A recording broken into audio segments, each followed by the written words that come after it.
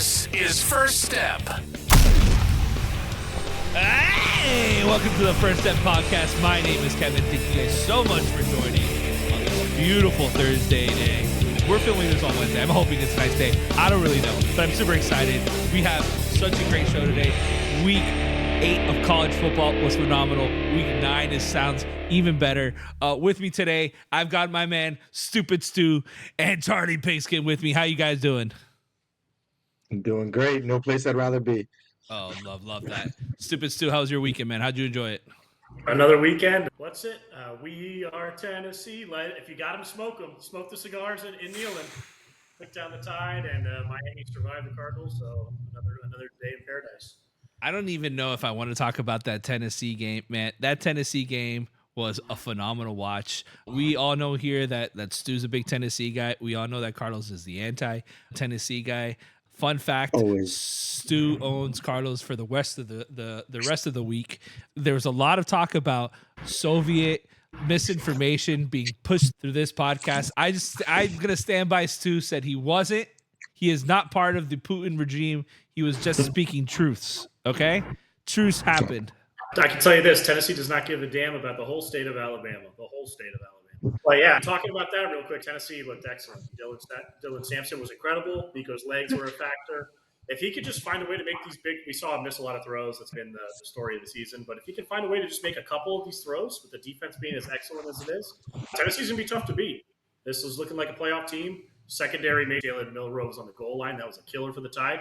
And then the Tide, man, just a lot of key mistakes. These after the play penalties. They turned a 4th and 7 into a 4th and 22 to end the game. That was horrible. Tough scene for the Tide, but hey, Rocky Top moves on. Dude, Alabama, I was in my head, I was like, there's no way Alabama loses twice, 3 times a year.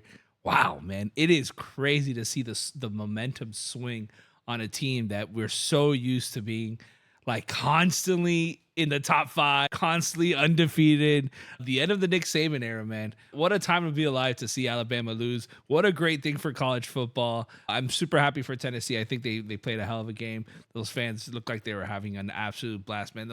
When you see them lighting up those cigars, what a dream.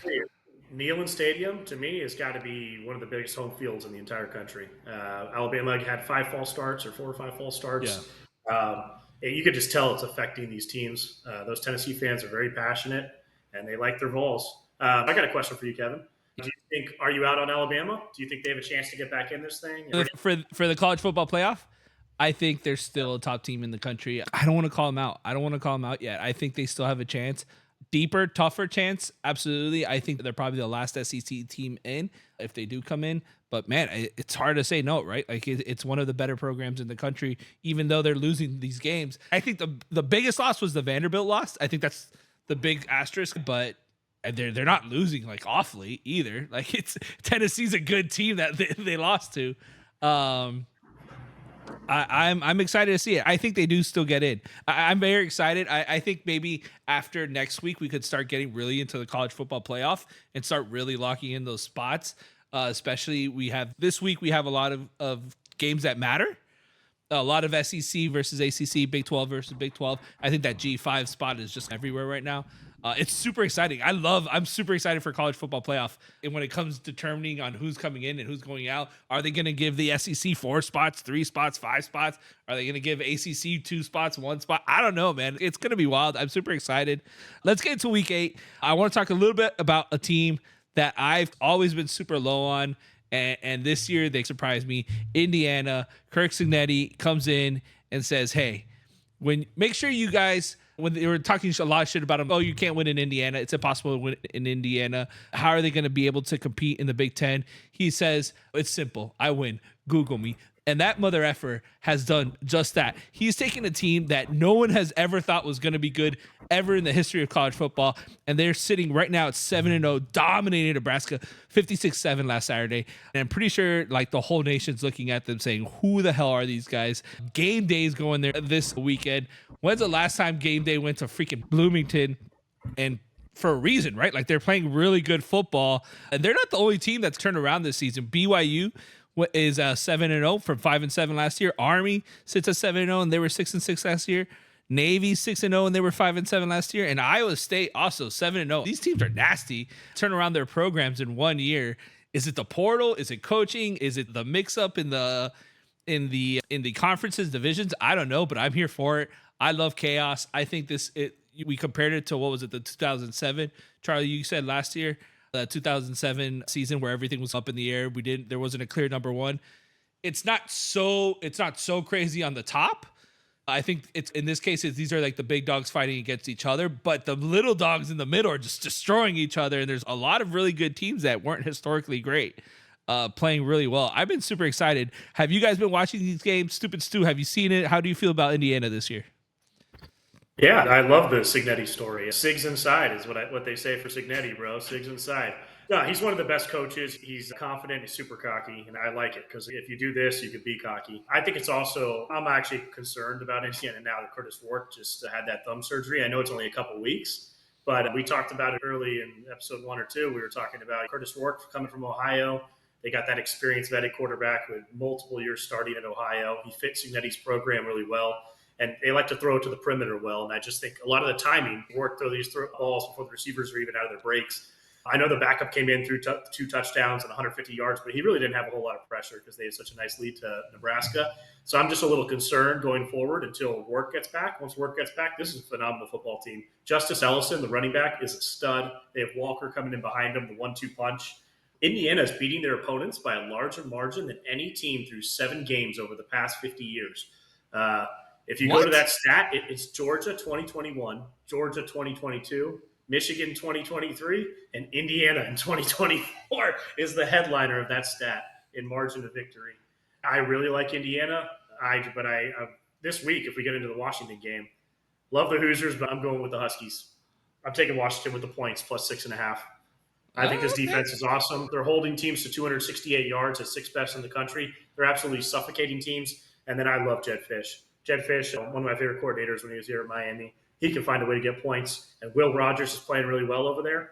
Really balanced attack. Jonah Coleman, the running back, is averaging over 7 yards a carry. And I just think it's a bad spot coming off the huge win with Rourke out.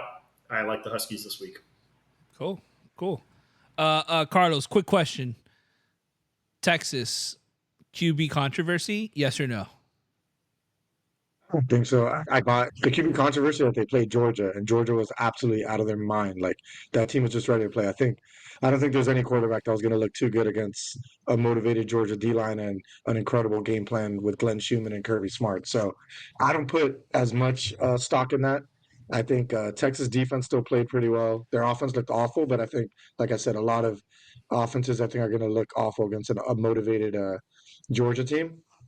So I don't put too much stock into the QB controversy. It's not like Arch went in there and did much better than Ewers. I think Ewers, the biggest question is how much of that last week from Ewers and the week before is him still not being 100% from that oblique injury, and how much is it that's just who he is. I think the jury's a little bit out still to figure out what that's going to look like. I do think, whether controversy or not, I think Ewers is probably better than Arch. The question is, Ewers good enough to elevate Texas from being a good team and a playoff team or being a true title contender with the Ohio States and Georgias? I think my thing with Ewers is I think he's a more prepared quarterback. I think he's a more tested quarterback, has seen a little bit more pressure. Archie's still very young. Obviously has all the talent in the world, comes from a line of incredible talent over there with his uncles and his father and his grandfather. But yeah, I think in Archie's case, I think it's lack of exposure and he hasn't had that pressure yet. I don't think he's a bad quarterback at all. In Ewers' case, I think he just ran into a powerhouse, right? Georgia's freaking nasty. Yeah. that team's great. Like that defense is incredible. Ewers is still a guy that has gone into Alabama and won by multiple scores. He's gone into taking them to the playoff last year. I know he wasn't the main reason they did those things, but there's still a lot of equity that I think he's built up with Sark and his staff and the Texas program that I don't think a really horrible half and a horrible game against Georgia, especially when the backup didn't come in and do better, is enough to just get rid of all that. Yeah. I want to talk about Washington State for a little bit. When the Pac-12 fell apart, a lot of people wrote off Washington State. They're sitting at 6-1, just a few votes away from the top 25. Do you guys think they could sneak into the college football playoff picture? They get into an 11-1 situation, the winning record against Oregon State probably. I don't know if they make it or not. That's one of those teams that, like, do you give them that bid in? They're fun to watch. I think they do make it. Stupid Stu, what do you feel about them? It's going to be tough. Not a very great schedule, so they're going to need a little help. They're definitely going to have to win out, in my opinion, probably. Already having one loss under their belt. As far as watching them, I'm super impressed. John Mateer, the quarterback, I'm super impressed with that kid. He's got 18 touchdowns on the season, 1,800 yards. He's playing like one of the better quarterbacks in the country. Really high tempo, fun to watch, really impressing. I don't know if they're really playoff caliber yet. Yeah, it's a tricky one. That's a tricky conversation. I'm going to go in and I just want to touch a little bit Miami. I'm hearing a lot of stuff when it comes to ratings and rankings about Miami. We talked a little about before the pod started. I feel like they're not getting enough credit to the Miami. And that's not even me being a homer. It is being a homer in one sense, but also we're winning these very close games, which might not necessarily be. It's more, to me, it is more of a proof that our offense is so ridiculous that our defense doesn't need to be as good. I think there's some teams that are exposing some issues on secondary. I think there's a lot of missed tackles. I think there's some blown coverages.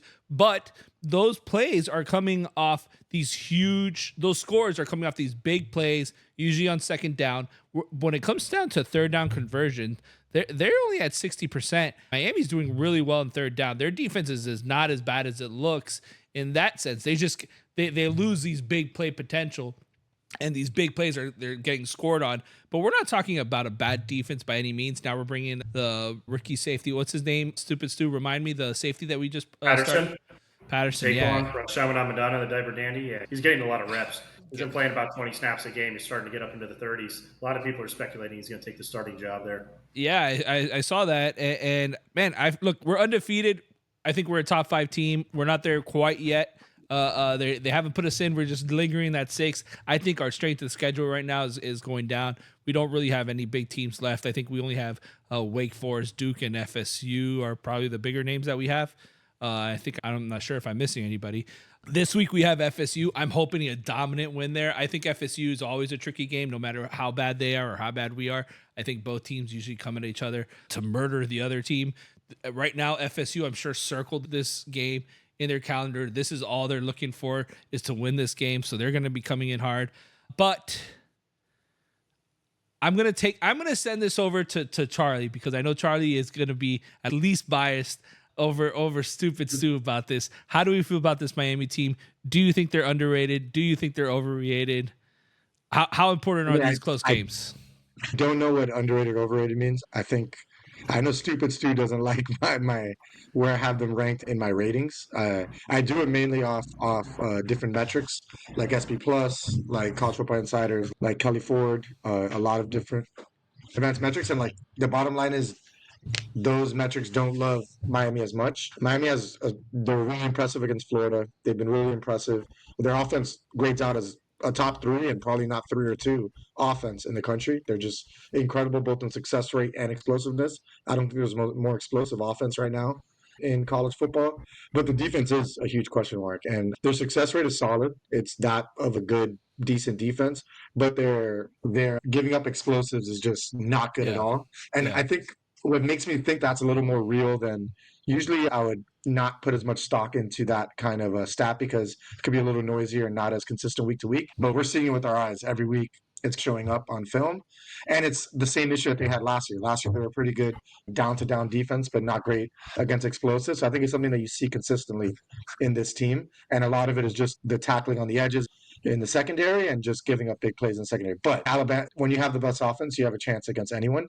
I still think there would be about a touchdown dog to teams like Ohio State, but I think before the year you'd take that, knowing that you'd be favored to be in a dogfight with a team like Ohio State and the best teams in the country. As far as the Florida State game, Florida State's not a good team. They are awful, but they are somewhat talented.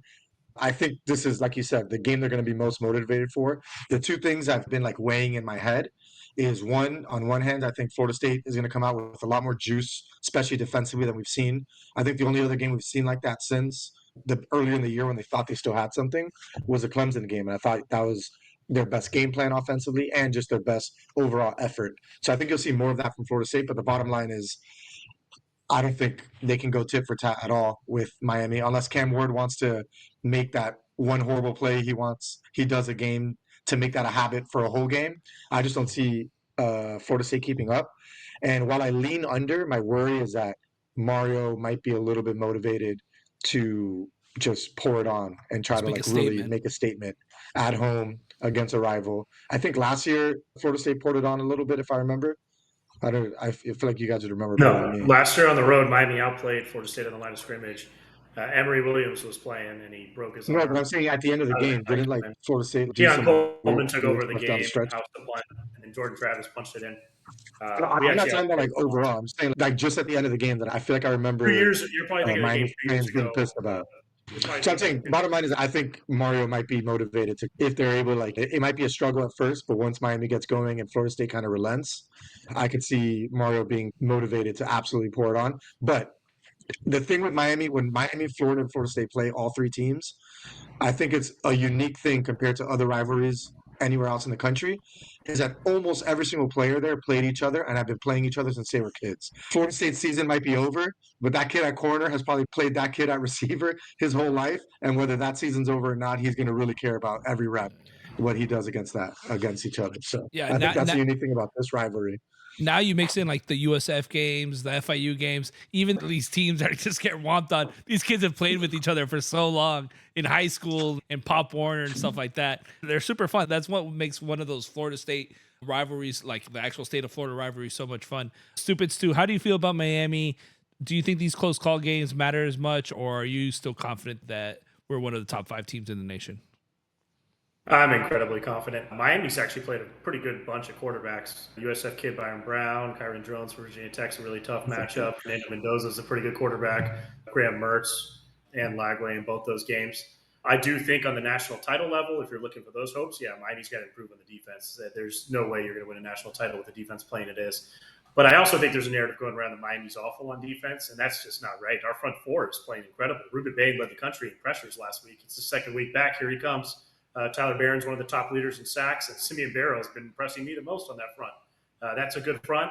What really worries me on the defensive end is Miami's tackling. If you can get to the second level against the defense, more than the coverage, just that tackling and the angles they take back there is really poor. You play a team like Ohio State with Jeremiah Smith or some of these guys, they're going to take a 5-yard slant 40, 50 yards to the house. Offensively, I do agree with what Charlie Pigskin said. You have an offense, you can win any game like this. You get bailed out. I don't think this offense is good. I think it's elite. You saw with the O-line, first game we had him healthy last week. Louisville could not. They had some really good DNs. They could not get a hand on Cam Ward. And when they did, he still threw a touchdown.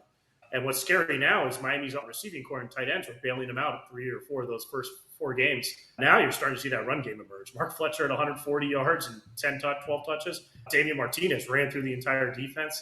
Man, Miami's healthy on offense, and it's terrifying. And then Restrepo does what Restrepo does every game. I don't think this is going to stop unless somebody finds a way to hurt Cam Ward or slow him down, and it's hard to get to him.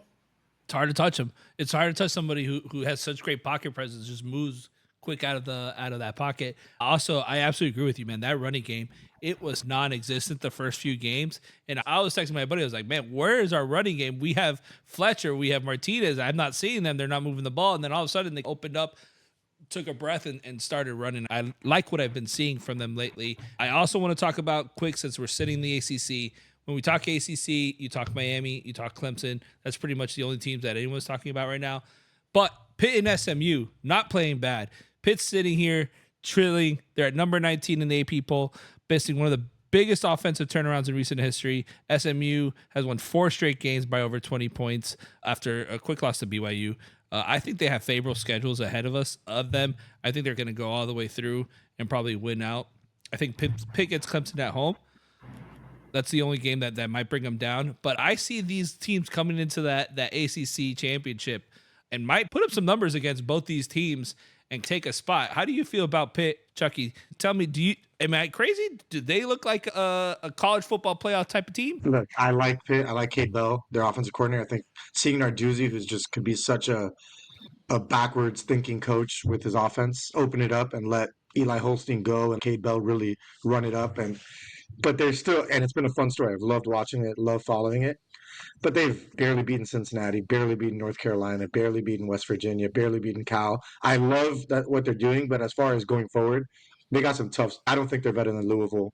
I don't think they're going to beat SMU, even though I don't think SMU is necessarily great. I also think they're a bit of a product of their schedule. They still got Clemson, SMU, and frankly, Virginia's playing really well. And I think that'll be a dogfight for Pitt. But I feel bad. Like, I'm not trying to rain on their parade. I think what they've done so far is awesome, super entertaining, and credit to them for getting to where they are. But I think when it comes to talking about ACC title contenders and who can get there, I would put Pitt pretty much on the outside of those other three teams. I agree with everything that Charlie said over there. Oh my Close wins God. against West Virginia as well and the Cal Rhythm. Look, Eli Holstein's playing great. This is the first time Pitt's 6-0 since Dan Marino was out there his first year starting. So it's a very exciting story, but I agree. Pitt's got a lot of close wins, and I just think they're limited in the talent. First, I think that might be a first that you guys agreed so hard on something.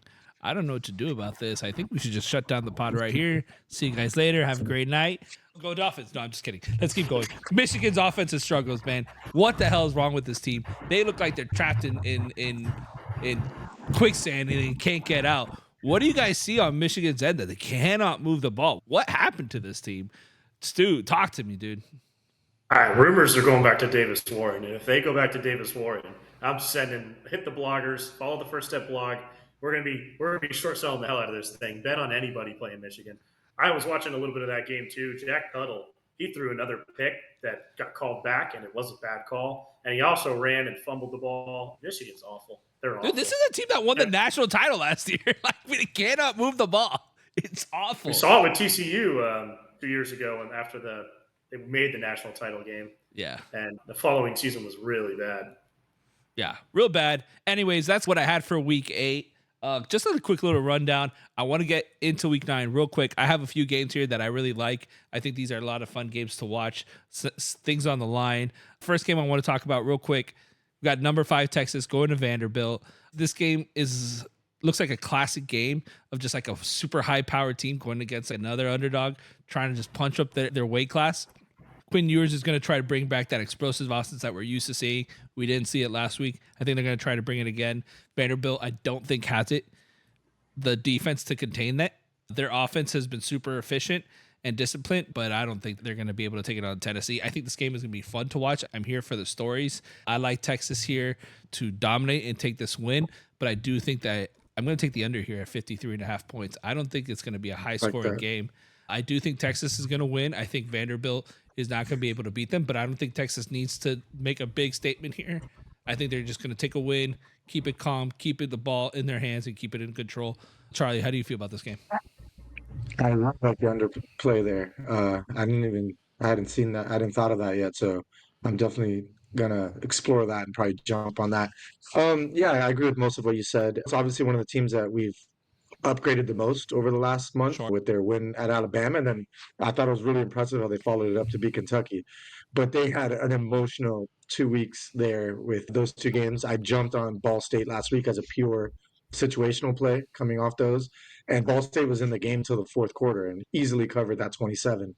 I still think Vandy's they may not have had that post Alabama hangover the next week against Kentucky, but I do think they've had a really emotional month, and I agree with you. Of if there's a lean, it's Texas. I like the under there a lot, and I think Vandy's best hope is that Texas is coming off an emotional loss that they still have a hangover from, and that Diego Pavia, like he did against Alabama, always has the potential to put the team on his back and just take over.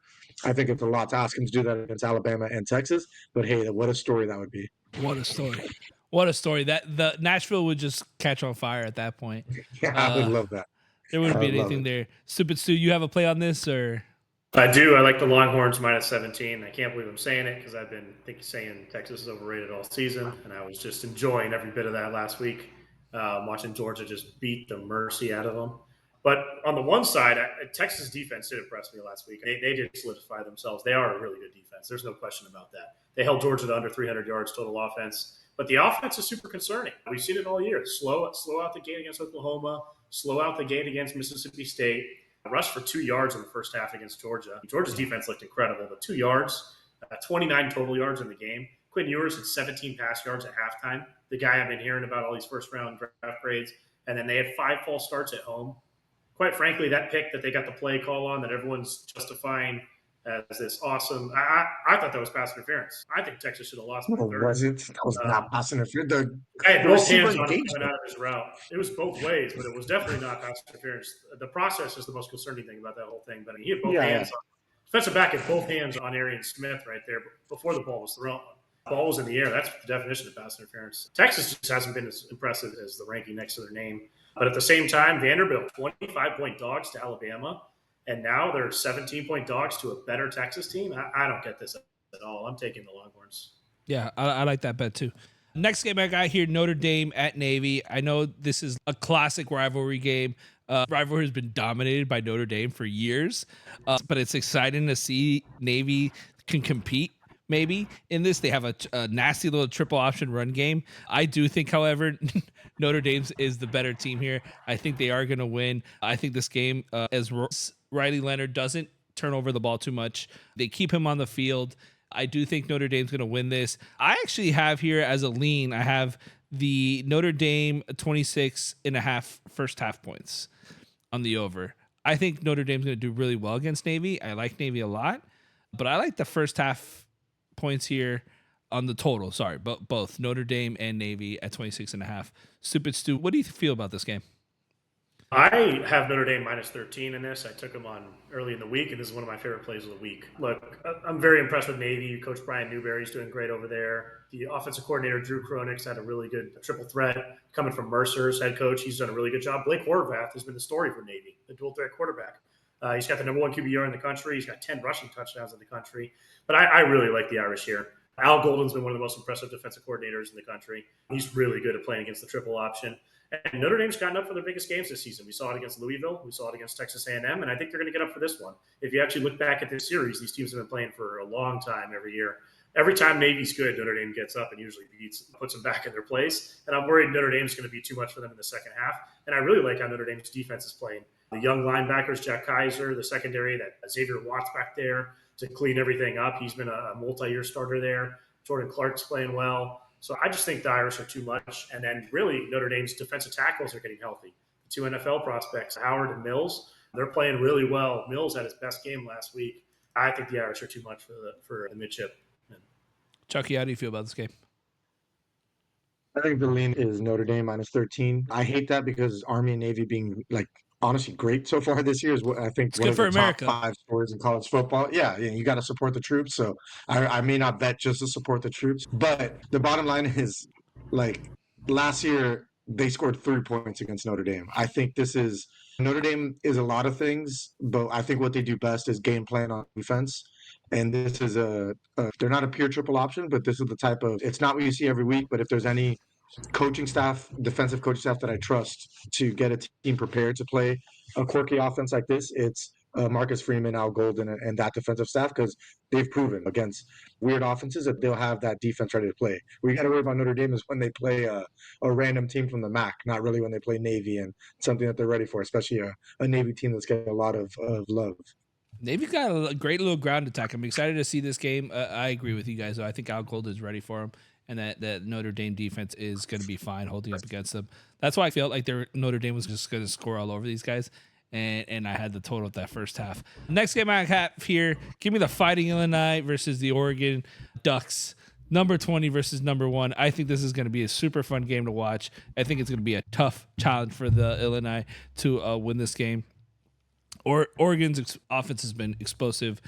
Dylan Gabriel has really stepped into it during the middle of the year now, looking like a Heisman candidate. How we talked about him in the earlier this season, how great he looked. I think Illinois with Luke Altmaier has been solid. He's going to have to be absolutely perfect to beat Oregon this week. I have here as a lean, I have Illinois total 16.5 points on the over, but I do think that Oregon's going to take this. Just route Oregon. Oregon's going to route the Fighting Illini here, especially at Outson Stadium. Stupid Stu, what do you feel about this game? Yeah, it's a little concerning. A lot of people have those takes because Oregon started to hit their stride, and we're seeing what they're capable of coming off the bye and the spot. And Illinois has been just getting by on all these really close wins. But I still am rolling with Luke Altmaier in Illinois. I got him at plus 22. Illinois is playing complimentary football. They beat Michigan with just pure great defense. This defense is good. Forcing 3 turnovers. They stick to the run game. Brett Bielema coaches a really good game. Josh McCray's really emerged. Caden Fegan, the 1-2 punch with the running backs. And then Luke Altmaier can pick up those third downs with his feet. Brian and Franklin on the outside are really talented. I really think just as long as Illinois stays in this game, the game script is where they're dependent. I think a lot of people think if Oregon can jump out on them, Illinois might not be able to open it up and play that kind of game. But I think they might. Luke Altmaier looks really good, and these receivers are really talented, man. Franklin drew 2 or 3 pass interferences against Michigan's secondary last week. So I'm going to roll with the Illini until they knock me off that train. I think the problem with Illinois is, man, I don't trust their defense to keep Oregon off the field, and I think Oregon has the better offense. Chucky, how do you feel about this game? I lean Illinois just because they're a confident team, good quarterback, they know what they're doing. But I probably, and in the end, won't pull the trigger just because, like Stu said, I think Oregon's kind of discovered themselves last few weeks. I think they know what they are. I know a lot of people were jumping on Purdue to cover last week on Friday, not to win the game, but to cover. And Oregon was really businesslike, just taking them apart, not even letting them hang around a bit, jumped all over them. I think that's if you take Illinois, what you're hoping for is that they don't get Oregon just doesn't overwhelm them at the start. And I do think Bielema and this Illinois defense is not great, but he's historically always coached pretty good defenses. And I think Dylan Gabriel, the Heisman love he's getting and stuff like that, is super overrated. He throws a great deep ball. I think he can dial it up sometimes, but I could see Illinois giving him a couple fits to start this game. So I would lean Illinois. Probably won't end up betting it. I think Oregon is quite a wagon right now. Yeah, that's why I avoided the spread on the spread bets on this one. I like Illinois. I think they're a good offense, which is why I gave them the 16.5 total points. That's why I was avoiding the spread because I don't know what Illinois defense we're going to be seeing. So I don't know if Oregon is just going to be shooting out crazy or they're going to actually put something up. Next game I have here, Missouri versus Alabama. Man, we're talking about a 5-2 Alabama. I don't know what I'm looking at here, but Missouri is what did you call them earlier this season? Missouri. Yeah, both of them are trying to stay in the conversation here for that college football playoff. I think Alabama's the better team here. I think Alabama has been a little bit up and down, but they still have really great players in Jalen Milroe and Ryan Williams, and they're always going to be dangerous. Missouri's defense has a handful on this one. Personally, though, I think this game is going to come down to tight, covering the ball, making sure you're in control. I think both offenses aren't going to look for big plays. They're going to run this clock down. I like the under here at 56.5. Chucky, how do you feel about this game? I mean, I'm betting this game because I have no idea what to think of either of these teams. I look at their numbers and I see what some of these metrics are saying about them. They have Alabama 7th overall, Missouri 15th. I think it's more likely that it's 15th and 27th than from what I could see with these teams. Alabama's offense was awesome at the beginning of the year. I really loved the potential of Milroe teamed up with Kalen DeBoer. But Milroe's kind of sucked the last 2 or 3 games, like straight up. Like he's not throwing a great ball. He's made some really poor turnovers.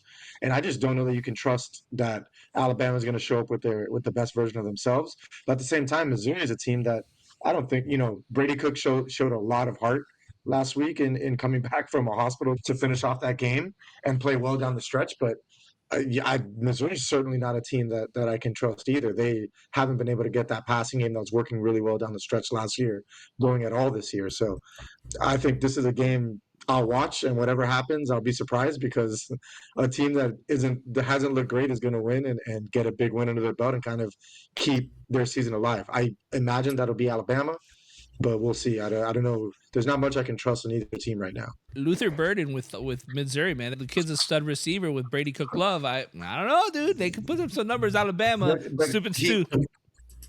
Go ahead. Yeah, I don't have a play on this game. Listening to your under, I actually think that is, if I had to make a play, I'd probably lean with that under. I do that pick. Alabama, I'm not completely out on them yet. I still think they're a really good team. They got to clean up the penalties and the after the ball stuff. 15 penalties and 115 yards. And that Kendrick Law penalty last week was just awful. What I will say, though, with Alabama is interesting is first time with 2 losses through the first 8 weeks since 2007, which was Saban's inauguration year, his first year with the Tide. I also think Alabama's had a little tough schedule so far. If you add up their opponents' records, it's a gross record stat. It's, besides Louisville, it's the second highest rated in the country as far as wins or losses, so all the opponents they played. So I'm still not out on them yet. They still have a really good quarterback. I know he's hit a little hump, which Charlie was mentioning, but still a talented O-line, really unbelievable receiver group that's been playing well. Kalen DeBoer is still a really good offensive coach. I think they're going to play a clean game. They need to play a clean game at home. And Missouri's just, they're not good. They're not good. Nick Saban, hear me out, saw the writing on the wall, and he was like, you know what? This is going to be impossible to maintain for doing what I've been doing for so many years. And he was probably just like, fuck this. I'm out. And now that guy is living his dream job. I see him in every commercial on Saturday, 5 different commercials between Home Depot and what is it, Airbnb or whatever it is. And then he's on College Game Day, and he's out there with Pat McAfee drinking and looking at girls showing their boobs and cutting their hairs and doing all that stuff on game day. Nick Saban's a genius, man. He's just, I'm out. I don't want to do this anymore. It's impossible to maintain this. I'm going to come out on top and make everyone behind me look like morons. Do you think Nick Saban would have changed this team, or do you think it would have been the same story, the same Alabama? No, last year they had a lot of issues, and Alabama, he was coaching his brains out.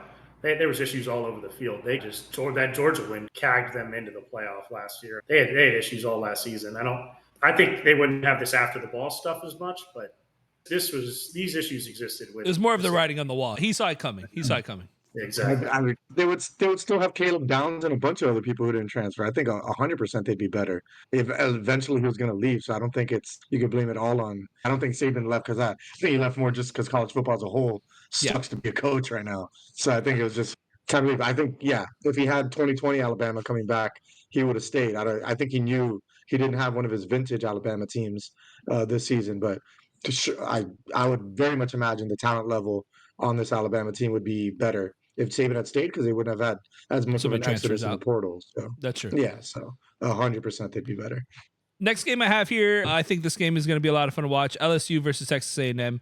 I think this is a huge SEC battle. I think this has a lot of college football playoff potential over there. I think both teams are going to be fighting for this. LSU's offense has been great under Garrett Nussmeier. It's one of the best in the country. Texas A&M defense, especially their pass rush, has been super tough. But this one's definitely going to be the toughest test they've gone through. Max Johnson is going to try to control this game with a strong run game. But I think LSU's defense here is going to look for the turnovers. Playing at Kyle Field gives Texas a name. Big home field advantage. I think this is going to be a tough game for LSU. I like the underdogs here at LSU, though, at +2.5. I've been going up and down with LSU all fucking year. I've been shorting them. I've been favoring them. I like LSU here, +2.5. Stupid Stu, how do you feel about it? Not so fast. No, I actually love this pick, Kevin. We're on the same side here. Oh, my God.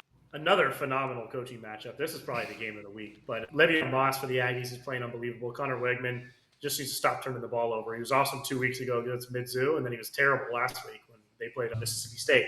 But I would love to slam the Aggies here with this spot and at home if their offensive line wasn't so injured. Their offensive line's a little beat up right now, so I'm big on the Tigers. LSU's just playing better right now. Blake Baker has turned this defense around. I'm absolutely shocked. He was good under Manny Diaz down here, but I didn't think he'd be able to fix this in the time period he has. The LSU run defense has been deceptively good, allowing under 4 yards per rush per attempt.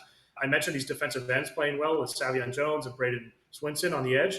But on the last 3 games for LSU on defensively, they've been a different team. They've essentially shut down South Alabama. I know they're more talented. South Alabama's a pretty good team this year. Ole Miss and Arkansas allowed all those teams under 350 yards and barely averaging 15 points a game. It's night and day versus when they were letting up 40 points to South Carolina. And then this defense, Whit Weeks, this linebacker, 68 tackles. This is one of my favorite players. I know people are saying a lot of because Perkins is out and they're giving him nonsense. Just these other Whit Weeks and Les Weeks. What names? These brothers that play linebackers for LSU. Unbelievable to watch these guys play. And then last thing, besides Garrett Nussmeier just playing unbelievable, the new running back for LSU, the freshman diaper dandy, the 5'9" kid, Caden Durham, the 4-star from Texas. Man, sensational season for this kid. He's averaging 6 yards a carry. I really like what LSU has. I think they have an identity. I think they have a defense that's playing well, and I think they're going to beat the Aggies. Yeah, I think LSU, I gave them a lot of shit. Didn't really, because I didn't see them do that much during the transfer portal. Thought they relied on their recruiting. And they're showing that maybe the old school way still works a little bit. I still think they need to do moves in the transfer portal for next year. Charlie, how do you feel about this game? First of all, I hate how long it took to get to this game. I hate that you went to Stupid Stu first. This is not just, to me, the game of the week. I think this is one of the games of the season. I swear to God, I have been looking forward to this. I love this game so much. There's so much intrigue, in my opinion. I think Brian Kelly versus Mike Elko, I think these are the two teams that at the beginning of the year in the first game looked so bad. That LSU lost to USC, that Texas A&M lost where they just had the most inept offense, where Connor Wegman was awful against Notre Dame. And to see what they've done since then and both become one of the better teams in college football since then, I'm super excited to see what happens this weekend. I think the most fascinating matchup for me is an LSU O-line that has NFL players all over it, that before the year was being talked about as a top 3 line in football, starting to play like that now, versus the Texas A&M D-line that we know how talented and how much NFL talent there is on that. We've seen some great offensive lines, or purported to be great offensive lines, play some really good D-lines this year so far, where, when Oregon's D-line went against Ohio State's offensive line, when Texas's O-line went against Georgia last week, and each time we've seen the D-line come up pretty big. I do think that changes this time. I think LSU, ultimately, Connor Wegman is way too up and down. I know that he's at home, so he might be more comfortable, but I just don't know that you can trust what you're going to get out of him. I like LSU to cover. I can't wait to watch this game. I think it's going to be, I don't know how close it's going to be, whatever, but these are two really weird programs. It could be a really weird game, and it's one of the games I'm really looking forward to this season. I love it. I think you're right. This is a game that you had circled in the beginning of the season, saying, "Hey, this is going to be a great watch, super fun. It's going to be a great time. Saturday, 7:30, prime time. A few beers deep, watching this game. Just pumped for the LSU team." All right, next big game. We talked about it a little bit earlier. Washington, Indiana, buddy. I have to agree with you here. I have Washington at +6.5. Man, go Huskies. I think that Will Roger is the truth. I think he's going to have to step up. They had some recent struggles with turnovers, and I think they're going to turn that around. I think that Washington here at 6.5 is a great line. I absolutely agree with you. Chucky, I'll let you talk about it since we heard Stu's earlier opinion on it, and you seemed so angry with Twitter first last time. Oh, no, I just want to go first for LSU, Texas A&M, just because I was dying to talk about that game. I love that matchup. Indiana game, look, I think when I first looked at this, I saw it the same way you guys do, with just really downgrading them because Curtis Rourke is such a big part of what they do. But it's a pretty complete team. I think that's, when I look at the Cignetti thing, it's a lot different than the Sonny Dykes TCU year, where Sonny Dykes came in as a first-year coach and took TCU to the national title game, riding a Max Duggan that was just playing out of his mind and carrying them. This is not a one-man team. This is a team that defense plays well, running game really works, and a lot of people contribute. Obviously, Curtis Rourke is the most important piece of that, and what they do. I no longer will be betting against Indiana this week after really considering it yesterday. I'll probably just not take a side on this game, but I think, but I do, if I leaned anywhere, it would be Indiana to cover. I think this team is pretty complete, as shocking as that is to say about an Indiana team under a first-year coach. But I think they're a confident team. They play confidently. And I think if this game was at Washington, I would love the Huskies. But it being at Indiana, I think that's where I would lean. Stupid Stu? Yeah, I'm sticking with my Huskies. Defense is suffocating people, and Will Rogers playing great. And really, Jed Fish. If you're going to beat Cignetti, you need a great coach. Jed Fish is a great coach. I'm actually watching Liberty right now. They just scored. There's less than 2 minutes left. They're losing to Kennesaw State. They're undefeated still, so we'll see if we have a little madness tonight on Wednesday night. I like it. Penn State, Wisconsin. I think this game is primed for a super boring, super slow game here. I have my lean here is under 48 total points. I think both these teams have a super slow, methodical kind of style on offense. A little bit more efficient on the Penn State side. But give me the under here at total. Stupid Stu, how do you feel about this game? Do you think it's going to go any higher than 48 points? I'm hoping not, because I already made this bet. I think you're going to be sweating that one real close, but I don't think it's a bad bet. I think it's going to be right around that number. If I had to take something here, I'd take Penn State -6.5. Penn State's defense is just too much for Wisconsin. Aside from the slow start to USC and then the bad half against Bowling Green, this team's been phenomenal the whole season. Abdul Carter, the defensive end, has been a problem for teams. I like Penn State a lot. Oh, okay. I'll take that. I'll take the fact that it's a tight game. I usually hate betting unders because I think we talked about a little bit about it last week. Unders are stressful. You usually want a good game. You want to see offenses score, but unders stress me out. But in this case, I just feel like both these teams, they're so slow. Very slow moving balls. They do it, but they'll beat you down in slow pieces. Chucky, do you have a play on this game or no? I was leading to the over, but I won't go against that. I probably won't make that Go play. against me, dude. I'm not saying I'm right by any means. Well, no, I don't feel I'm great used about to it. you two going against me all the time, apparently. Wisconsin's offense has just been playing a lot better. It's been against, I think it was like Rutgers, Northwestern, and I forgot what other Big Ten cellar dweller. So it's not they're playing great teams, but they've just showed a competency that they haven't shown, especially in 3 straight games. I think this will actually be pretty tough for Penn State. I think they ultimately cover 6.5. This is what James Franklin does. He covers and beats teams that he should beat, and then loses to every single team that's favored against him. And this is a classic game like that. But Wisconsin, it's historically a tough place to play. It's a night game. I think this could be a tough one for Penn State. Definitely a game to monitor. Aren't they using their backup QB for this game too? I think so. For Braden, I think Braden Penn locks State? the. Yeah. Oh no, Or- Wisconsin. I think they're using their backup because Tyler Van Dyke got hurt, but he's been Yeah. playing well the last couple games. Now, again, Yeah, like Braden, it's the Northwestern, Braden not- Lock kid, right? It's gonna be Braden Locke, right? Yeah. Yeah, Screw those Yeah, guys. Bowling Green, Toledo, Battle of the I-75. Been super exciting for the last few years. I think Bowling Green had an upset last year, in 2022. Toledo had a great comeback win last year. Man, I like Toledo money line on this one. A nice, simple, clean bet. I think on Bowling Green side, I think their tight end is incredible. What's his name? Harold Fannin. I think he's so good and so much fun to watch. But man, I just feel like Toledo's just a little bit better. And they're gonna take this win just the same way they did last year. They're gonna protect the ball. I like the money line here. Charlie, what do you think about this one? I lean Toledo. I'm going to be betting Toledo. I think they're the best team in the MAC. I think they've been a little disappointing this week, really up and down this year, really up and down. They beat last year's MAC champions in Miami, Ohio. Last week they beat Northern Illinois, who obviously had that huge win over Notre Dame. But then they lose to Buffalo. So I think they're a team that you know what you're going to get. But I think they'll be up for this one. I think these are the two best teams in the MAC. I do Bowling Green's team. I think if either of them were playing a Power Five team, I think Bowling Green has more top end talent to be able to compete against a team of that caliber, like we saw when they played Penn State. But in this MAC game, I think ultimately Toledo will take care of business this week and beat Bowling Green. Stupid Stu? Yeah, if you would have asked me all season, I would have been taking Bowling Green, but Toledo's really turned it on the last couple of weeks. Just beating Northern Illinois, who I thought was the best team in the MAC and has a power forward defensive line talent-wise. I have no play on this game. I'm going to be watching this game. This is a great football game. Huge implications. I have no play.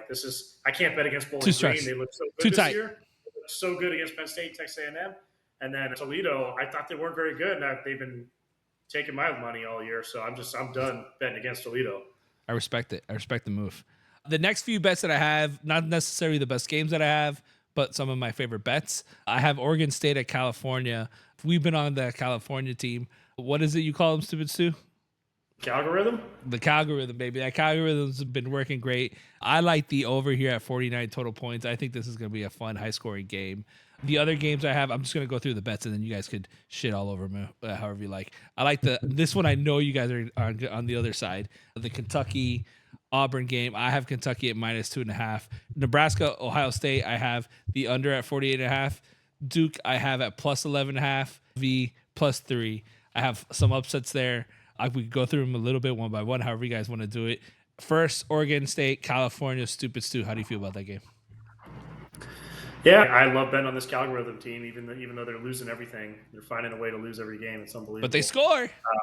Yeah, they do. But I don't know. The value actually looks like the sharp side does look like Oregon State, but I can't go against Cal and Justin Wilcox. That's why I go total points, baby. That I don't care who wins or loses. I just want a good game. Yeah, it's That's really all that matters to me. Mendoza. It's really Mendoza. I just like him. Chucky, talk to me about Kentucky Auburn. I know where you guys are coming at. Kentucky sucks. I get that. But so does Auburn. All right. This is the third time this is the third home road game in a row. They're awful this year. I know Kentucky's bad. And we've bet so much money with Kentucky. But talk to me. How do you feel about this game? I just think Auburn is just a more talented and better team. I think when you look at Auburn, like their record sucks, their QB play sucks, but like every game is close. I know obviously they lost to Georgia by double digits, but they lost to Missouri, Oklahoma, Arkansas, Cal, all decent teams by one score. This is not a good Auburn team at all, and this is not a quarterback tape you're going to want to show to any aspiring future throwers of the football. But I just think that's not a good football team. I saw what a not good Florida team did to them, putting up 48 points and just throwing deep on them all game. And like, I just don't think I think this is just one of those Kentucky years where it's a write-off. I know they had that win over Ole Miss, was really impressive. I think they could still cook up a defensive game plan every once in a while, and this will be a close game that you don't want to watch a second of, and you can watch the highlights after and see who won by a field goal. I think that's ultimately going to be Auburn, but it's perfectly reasonable to think it'll be Kentucky. Stupid Stu, before I go to you, who has Auburn beat? Like, we're talking about what is it? They played Alabama, A&M, and New Mexico are like their biggest games that they've won. What are we talking about? They're an awful team. Like, this team is awful. They are. They're really bad. This is a crazy lie to me. I think at -2.5, yes, Kentucky has had, but they've had some close games with some good teams, and Georgia. And straight up in quicksand, they can't score anything. Stupid Stu. I know you're gonna say Auburn, but tell me why. I can't add anything to this game. Okay, both teams are terrible. Oh, you're even avoiding it. Yeah, Kentucky's really bad though. I would lean Auburn, but I can't take Auburn. That's a dogfight. All right, so Nebraska, Ohio. I will watch this game. I'll watch Toledo, Bowling Green. I'll watch it all. I'll have 10 TVs. I feel that makes a lot of sense. That makes a lot of sense to me. Nebraska, Ohio State. I have the under at 48.5 total points here. I think Nebraska's offense has been struggling. I think Ohio State's going to be outplaying them. I don't think that Ohio State needs to score too high to win this game. I think 48.5 is a good value. I have this game around 42 points. Nebraska's defense pretty solid. I do think Ohio State's the better team here, so I don't really want to. The lines aren't that great. The value isn't that great on those bets. But at 48.5, I saw it at -110. I think that's a good value. Stupid Stu, how do you feel about this game at Ohio State? Yeah, I follow the heck out of Ohio State. I'm all over their insider. I follow this team like a Hurricanes. It's a crime as a Hurricanes fan that I follow them as much as I do. But Ohio State's dealing with some really key injuries with Josh Simmons, their stud left tackle, a first-round pick. Mel Kiper's 25th pick off the board going out for the season. And then they have Will Kazmarek, their starting tight end, just got hurt. And then Latham Ransom, the stud strong safety. They really have back-end depth in the safety depth. But they're coming off the bye, and I don't think Nebraska can exploit any of that. I think they're gonna beat the tar out of the Cornhuskers. And the under probably looks good. But the way Nebraska's offense has been playing, you're gonna sweat that one out. But I do like that. I sweat every bet out. There's no bet I don't sweat out. It's just constant. The only time I don't sweat is like a Miami Hurricane win, because that's easy money, baby. Chucky, tell me how you feel about stressful lately. SMU. I have Duke plus an 11.5. I think this is going to be a tough matchup for SMU. The Blue Devils and Manny Diaz, they just got something special about them, how they're playing this year. How do you feel about this game? Every week I bet against Duke and I lose, so I can't keep betting against this team. I thought this team was going to be awful this year. This is a Scotty Scheffler situation. And I don't know what they're going to do this week, but next week Duke and Manny Diaz have the chance to do the funniest thing that's ever happened in college football. That's not going to happen. That's not going to happen. I know we don't even have to worry it's about not, but if I could just have one thing, like what they did to Manny Diaz was so dirty, just interviewing another guy and trying to hire him while this guy's out recruiting for you and still your coach. I think it would be like justice in the world if Manny Diaz could beat Miami, even though I think there's no chance of that. There's no chance of that. He's getting paid. He was getting paid. Justice. Yeah, he still got his money. He's fine. He still got his money. It's actually a battle of the former UNLV. That's right. It's dirty how they did him. They did him dirty. That is the battle of UM former coordinators. You're absolutely right. Yeah, it is. Stupid Stu, how do you feel about this game? Oh, I got nothing besides that. I think Duke's overachieved, but Manny Diaz done a really good job there. I agree with SMU, but I'm not betting them. Dude, I love the fact that we talk like these are like shitty games, and we're just like, yeah, we'll put some money on it. Maybe. I don't know. Last bet I have UNLV +3. Man, this NLV team was super pumped, and we were so excited this year for them. Went down a little bit, but I do think that Boise State is not as fun to watch. I like this line here. I think UNLV is a more balanced team. They got a good shot to cover the spread, but maybe even to win it. Give me UNLV +3. Stupid Stu, how do you feel about this? Been waiting for this all night. Here comes the cross action. Here comes the crossfire. I like the Broncos. I lean Boise due to the weapons. Ashton Gentry averaging a first down a carry, 17 touchdowns, 900 yards after contact. Most running backs don't even have 900 yards, and not even close. Oh, good. UNLV is struggling on the back end, the passing game. I think Boise's going to be able to get that play action game going. UNLV is a pretty good pass rush, but I'm not sure it's going to affect Maddox Madsen. This quarterback's been playing well for Boise State, and the offensive line's been playing well. They're strong up front on offense. The running game helps out big time. I lean Boise, and I lean the over here. Dude, but Ricky White at UNLV, man, playing great. Really turning around these last few games. This is going to be an exciting game, man. This is going to be a lot of fun to watch. Chucky, how do you feel about this game? Another game I can't wait. Probably the G5 game of the year, except for Army Navy. That's the G5 game of the year. Yeah, I think I lean Boise State. I won't be taking a side. I think this is a really sharp line and just about right. But I love the over. I know it's 64.5. It's crazy high. I just think 64.5. I think what both teams do great, the other team can't stop. I think, like you said, Ricky White, Hajic Williams, whatever the name is of the quarterback now at UNLV, he's so much better than that other guy. Thank God he didn't get his 100,000 because UNLV's offense has just taken off and they're really putting it on people the last couple of weeks. And Ashton Genty, I think UNLV can't stop him because no one can stop him. Oregon can stop him. So I think ultimately, Ashton Genty is going to go off. I think Ricky White and the UNLV offense is going to go off. And I think this is going to be an all-timer in the 30s, both teams. And I like the over. I know it's crazy to take over. I think you kind of convinced me on it. I think you convinced me on it. I'm taking it. Big numbers, but look, these are Power 5 weapons that each of these teams have on offense, like elite offenses, and these are still G5 defenses I think won't be able to keep up. And I think both teams will be motivated game script wise to score and keep up. So I think it's going to be a high scoring affair. I love it. All right, so I only have one more play here for the weekend, and then we'll go into your guys' play. You guys are going to love this one. In honor of the King's huge penis, his huge hog, I got the Arnold Palmer parlay of the week. This was your idea, buddy. We got the Arkansas Hogs taking the money line and the Wake Forest, his alumni, money line, plus 137. I love this parlay. It's actually a super fun parlay. This is the Arnold Palmer money line parlay of the week. Please join. I love it. I'll be sipping my John Daly with Arnold Palmer mixed with some vodka. I'll be betting and tailing this and doing it for the team. Think of his huge heart. Big donator, big guy on the tour league, a great guy. I love him so much. Let's go into your guys' picks. Stupid Stu, let's start with you. Any big games that we missed? Any big bets that we've missed? Anything you like that we have not talked about? No, I got a bunch. I'll fly through them. Syracuse at Pittsburgh Thursday at 7:30. I like Syracuse plus 6. I'm a little biased here because I took that season total under, and they're probably going to. You're super biased here. You're super biased here. Syracuse was impressive against a healthy Stanford, and then against Georgia Tech. And then overcame UNLV in overtime on the road. That's just more impressive than anything Pitt's done, in my opinion. Louisville at Boston College on Friday at 7:30. I'm going with the Cards here. Isaac Brown, the 3-star diaper Danny out of Homestead down here. That kid's unbelievable, averaging over 8 yards a carry. Tyler Show, 2 big game. He has big-time targets, which Corey Brooks and Chris Bell. We saw that last week.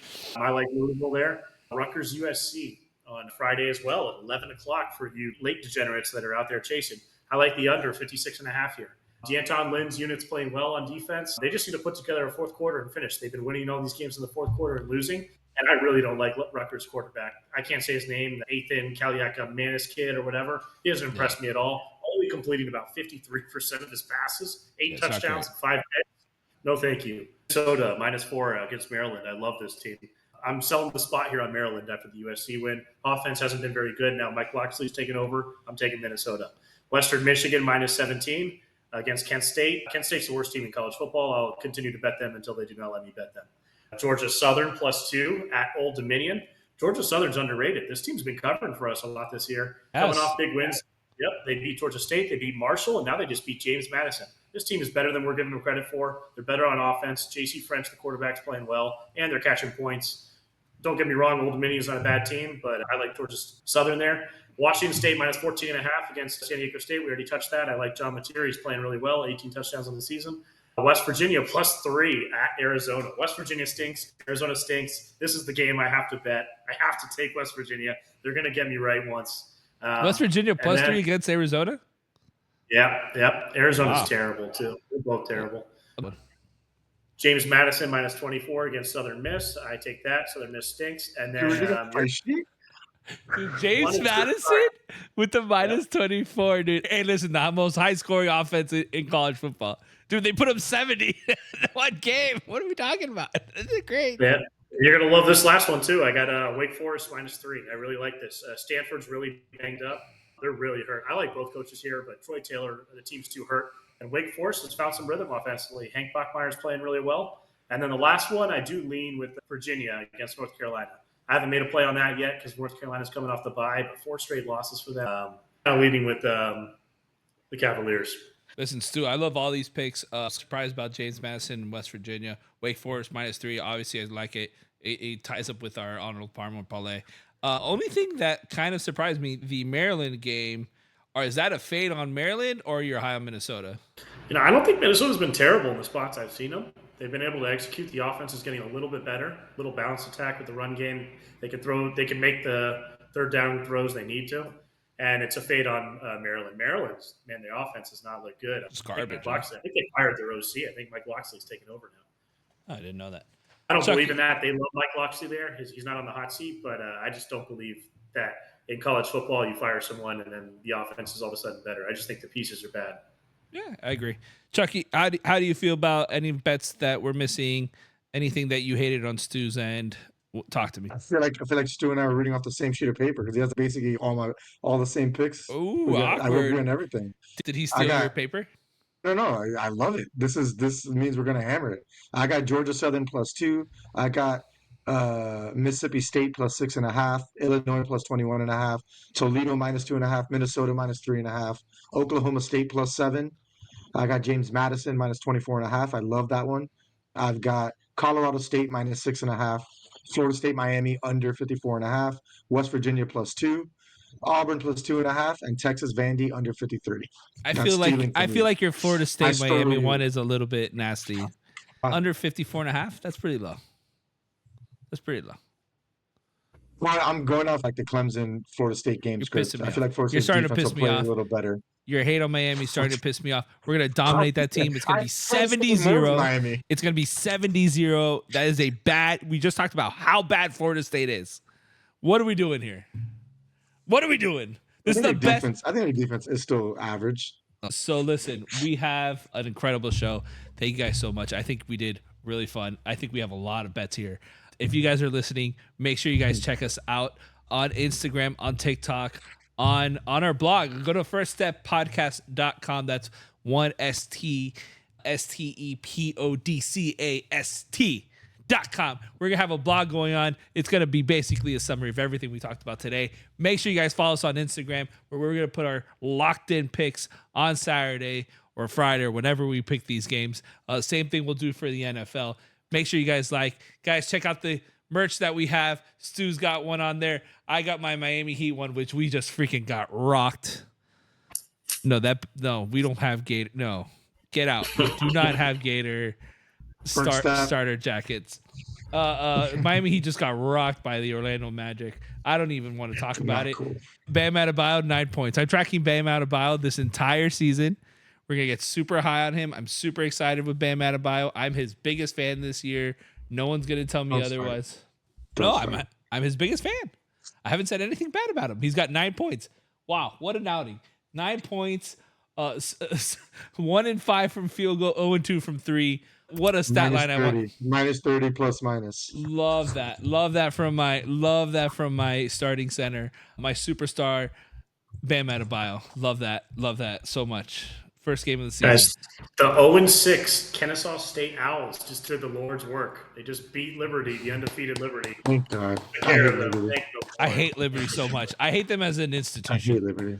I hate them as one of the worst teams in college football. Kennesaw State answered our prayers. So let's just keep praying. Amen. And that's God's university. Don't forget that. That's God's university. Gentlemen, thank you guys so much. Make sure you guys follow. Make sure you guys subscribe. Keep following us. Keep watching us on all the things. We'll have NFL coming up soon behind this. You guys are awesome. Have a good one. See ya. You've been listening to First Step. We told you we don't take this too seriously, didn't we? I'd say we've proven that. Yes, we love sports, and we love sports betting.